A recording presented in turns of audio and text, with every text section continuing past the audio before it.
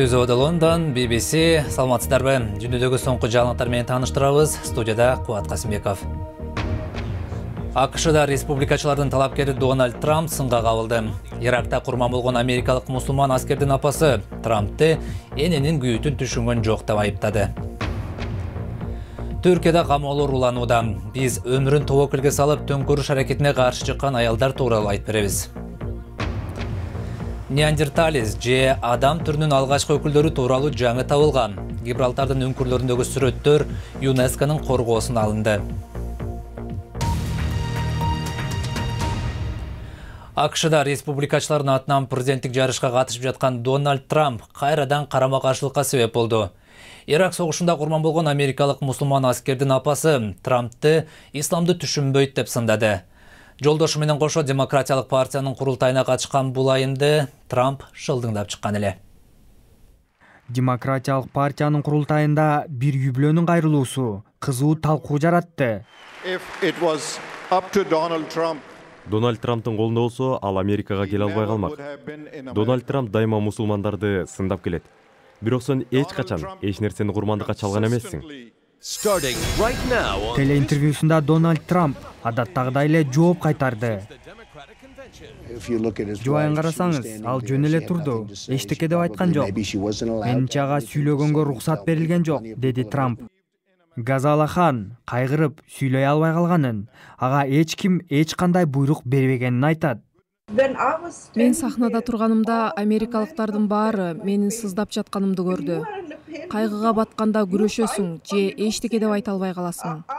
Мен күрөшө албайм. Айтылган талаш-талкуулар президенттик ат салыштагы атаандаштык катаал болорунан кабар берет. Ал буга чейин жана бүгүн да АКШнын президенти болууга жараксыз экенин көрсөттү. Дональд Трамп телеинтервьюсунан кийин Газалахандын уулу Хумейнди баатыр деп баалады. Бирок республикачыл партиядагы Трамптын бул кадамын сындаганы менен ал кечирим сураган жок.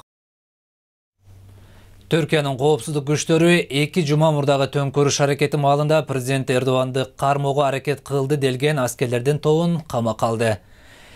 Из жашып жүргөн 11 аскер кызматкери Мармаристеги курорттун жанында колго түшкөн. Төңкөрүш болгон күнү президент дал ушул курорттук жайда болчу. Аскерлердин тобун табуу үчүн дрон жана тигучактар колдонулду. Өткөн айдагы төңкөрүш аракетин токтотууга аялдар да кол кабыш кылышкан. BBC алардын айрымдары менен жолугуп келди.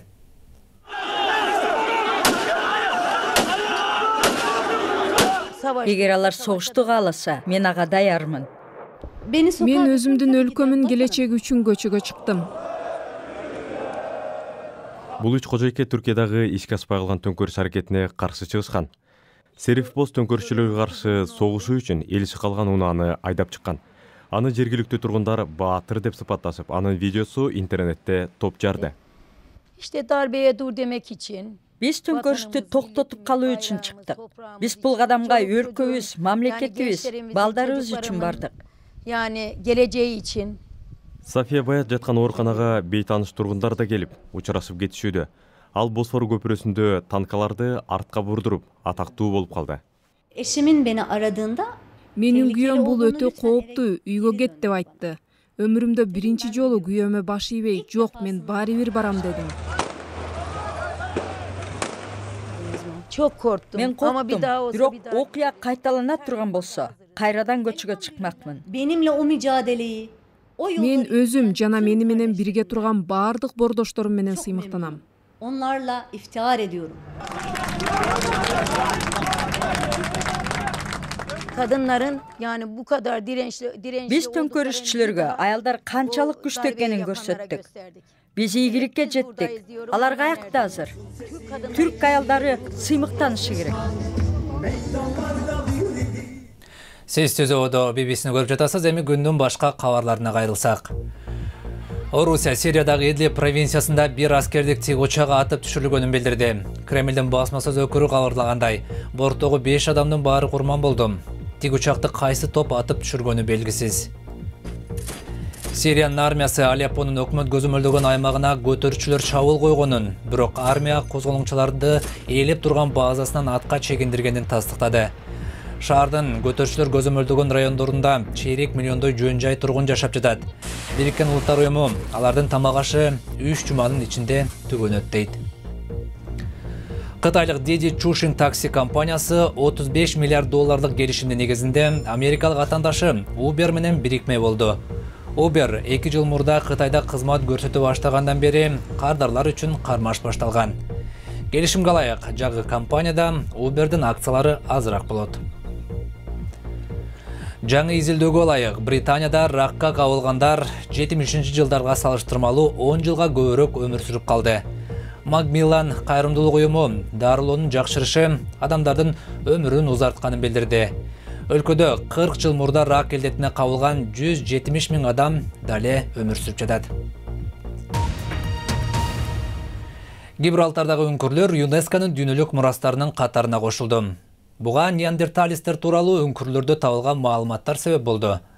Адам түрүнүн жер жүзүнөн жок болгон бул алгачкы өкүлдөрү менен азыркы адамдардын ортосунда окшоштуктар ойлогондон да көп экени белгилүү болууда. Гибралтарда жээкти бойлогон аскалардын түбүндө бир катар үңкүрлөр көзгө урунат. Окумуштуулар бул жерде неандерталь шаары деп атап коюшат. Гарама үңкүрү 32 000 жыл мурда неандертальдар жашаган соңку белгилүү жерлердин бири. Алар бул аймакты 100 жылга чукул байырлап турушкан. Үңкүрдүн ичинде биз билбеген кызыктар да көп. Мисалы ал жерде неандертальдар тарткан алгачкы сүрөттөрдү көрсө болот. Бул неандерталдардын кол менен чеккен атактуу сүрөтү. Биз буларды искусство деп атабайбыз, бирок бул ташка чегилген сүрөттөр жөн жерден жаралган эмес. Аны бул чегилген сызыктардан байкаса болот. Алар колдонгон аспаптардын изин көрсө болот. Алардын биринде 60 жолу ташты чегип бир сызык чийилген. Неандерталдар бул сүрөттөрдү адегенде тикесинен чегип, андан кийин туурасынан чегип тартышкан. Алар таштарга ойлонуп туруп сүрөт түшүргөнү бышык. Адам баласы да үңкүрлөрдө сүрөт тартып, таштарды чегип өнөрүн көрсөтүп келген. Бирок андай өнөрчүлүктү биринчилерден болуп неандертальдар жеткирген. Үңкүрдүн ичин изилесеңиз, бул жерде жашаган адамдар биз сыяктуу экенин байкаса болот. Бир гана айырмачылыгы убакыт бөлүп турат. Эми спортту теннистен баштасак, Новак Джокович Риодогу Олимпиаданы утуп, карьерасындагы супер шлемдерди толуктагысы келет. Джокович дем алышта Торонтода Кей Нишикорни жеңип, рекорддук сандагы 30-чу мастерс наамына ээ болду. Ал быйыл Франция ачык чемпионатын утуп, бардык чоң шлем наамын алган теннисчи болуп калган. Олимпиадада алтын медаль алуу менин кыялым дейт Джокович. Ал тапта футболго келсек, Арсеналдын тренери Арсен Венгер жарым коргочу Алекс Окслейд-Чемберленди маанилүү сезон күтүп турганын айтты. Чемберлен тизесиндеги жаракатынан улам Европа чемпионатына катыша албай калган. АКШдагы сезонго чейинки беттештерде Арсенал Гвадалахара клубун 3-1 менен утуп. Андагы 1 голду 22 жаштагы Чемберлен киргизген эле. Англиянын тренери Дэвид Моес Сандерленд клубуна туруктуулук алып келем деп убада берди. Ал Англиянын футбол курамасын жетектеп кеткен Сэм Эллардайстын ордун басты. Моес Сандерленддин акыркы 8 сезонундагы 9-чу тренер болуп калды.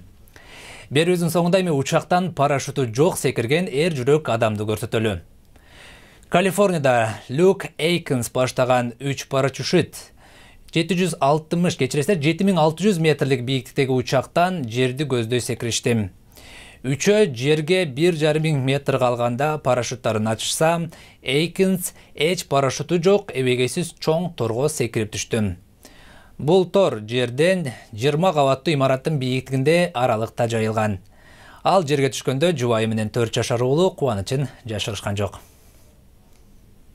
Эмне деген тобокелчилик. Биздин кабарларды ар дайым сайтыбыздан да окуй аласыз. Маселен, азыр BBC Kyrgyz.com деген терсеңиз, Кыргыз президентинин маалымат жыйыны тууралуу толугураак биле аласыз. Ошондой эле сайтыбыздан радиобузду да окуп, эл аралык жаңылыктарды дагы окуй аласыз.